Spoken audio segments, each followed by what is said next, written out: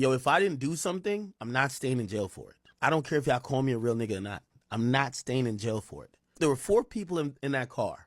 2 of them are going on with their lives. They've had kids. Like, I think Kelsey had a kid or something like they're moved on with their life. You're in limbo being treated like an animal in a cage. There's no real nigga or no street shit that could be in you for you not to be like, hey, listen, this is what happened. You have to operate as someone who was wrongly convicted and not think about, well, what would the streets think about if I do A, B, or C? Because the streets would say, well, you got convicted, so you got to eat that. You can't, like, the street shit means you should waste your entire life in jail because you keeping it real. But the humanity civilian part of it is like, bro, you've been incarcerated for damn near like 2 years because of something that your own story says you did not do, and you're wrongly convicted. And you should be screaming the truth of what happened to the top of the mountains. Every time there's a microphone, a phone in front of your mouth, or any type of person that's willing to listen until you get free. If you don't do that, how much do you owe to the streets versus you owe to your family? You have a son. He's growing up without a father right now. You have a family that, you know, you're not able to provide. Not saying Tory's far from broke, but you're not able to be there physically and do things for them that you would normally do if you were free. You got to choose yourself at a certain point. This was not a street situation. Your Fruit Jams in the chat. What up? The bodyguard who was with Kelsey during the trial heard her say, yeah, I'm the one who shot the gun. Tory really grabbed my hand, and when he grabbed my hand trying to prevent me from shooting her, it shot 2 more times or 3 more times. Tory has 2 appeals in that could possibly get him out of jail.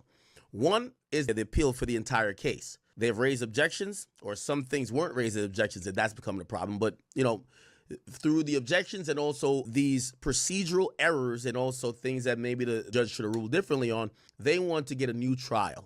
If Tory gets a new trial, keep in mind Tory was out on bond. Tory would be released, most likely. He would be released from jail, and it's most likely that a prosecutor in LA wouldn't even try to retry him again. The second way how he's trying to get out of jail is his second appeal.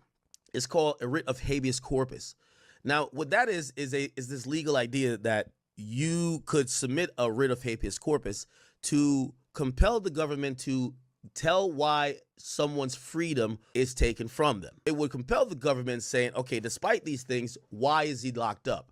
Now, what are these things that he submitted in the writ of habeas corpus? For example, hey, y'all didn't test the DNA of other people. Hey, y'all didn't have more samples for us to do retests with. Y'all didn't do A, B, blah, blah, blah. He has a lot of reasons in his writ of habeas corpus. So the reporter asked is that, well, why, if you claim that this new big evidence is the bodyguard saying A, B, and C, why is that not in the writ of habeas corpus? What they're saying is that we already submitted the writ of habeas corpus. We're hoping that the governor steps in and pardons him, or some other body affects this situation and we think we submitted a great brief anyway, that we don't have to add it, but they didn't rule out adding it. Your Fruit Jams in the chat. What up? The easiest way for Tory to get out, and I'm talking straight, chat. I'm really talking straight. There's some people that believe that Kelsey and Tory, they fuck with each other still, or not like that, but Tory may have paid for Kelsey's lawyer.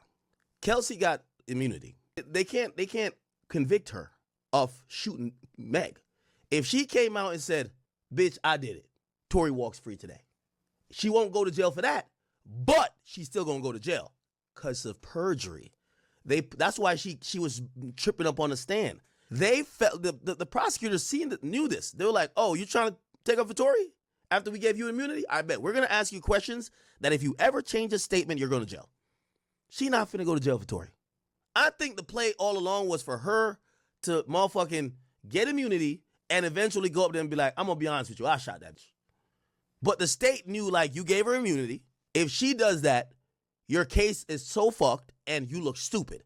So what they did was they asked her so much shit that if she ever changes her statement, and that has to be used in court, and now she has to re-swear to this new thing or submit an affidavit, instant perjury.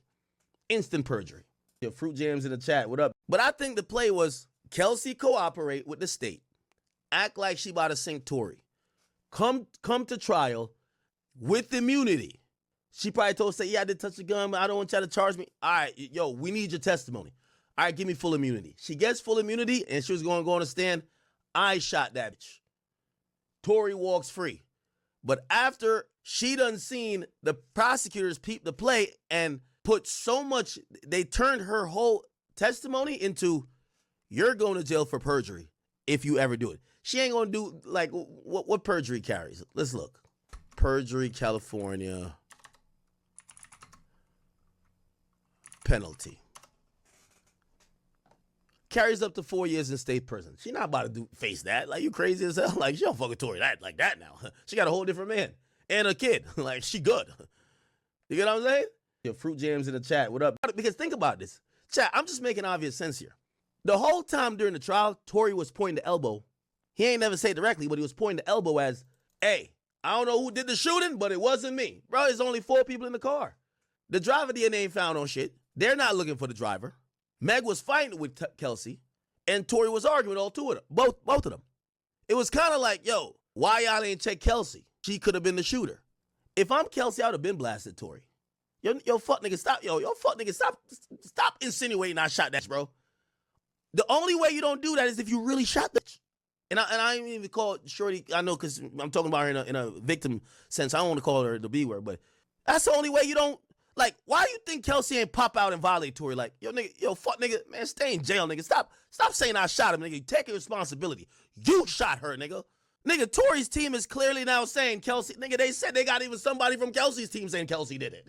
Why Kelsey not, yo, if it was anybody else, they'd be up on the gram going crazy on Tory. Nigga, fuck nigga, what are you talking about, nigga? Sit up in jail and keep getting stabbed. Nigga, what the fuck you talking about? Nigga, I ain't do shit. Why you trying to blame it on me?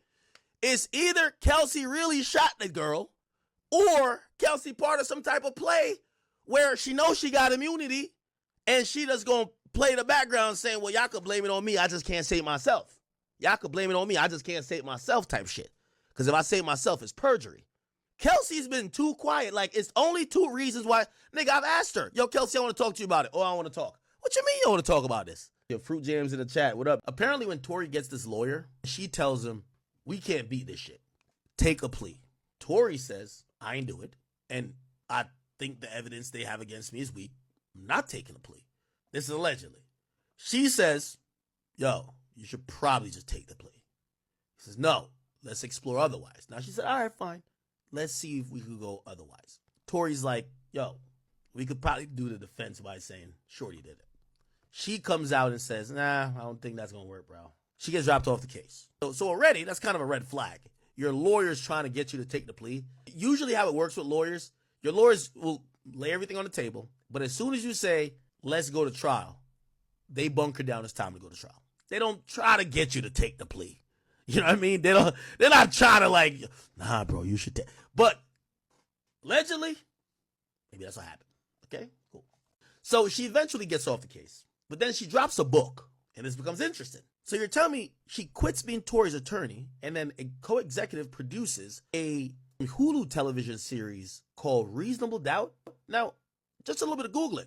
Jay-Z first album name. Well, that could be coincidence. All right, let's just keep it going. Let's go to an episode guide. First episode is called Can't Knock the Hustle. Let me just Google. Jay-Z Can't Knock. It's a Jay-Z song. All right. It's a little bit of a coincidence. Second one, Family Feud. Jay-Z and Beyonce got a song called Family Feud. Let's go to song 3. 99 Problems.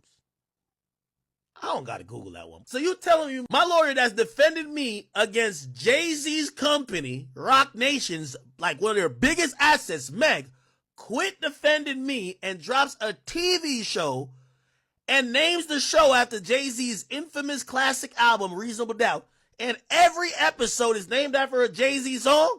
You're Tory in jail right now swinging in the air, bro. Like, what?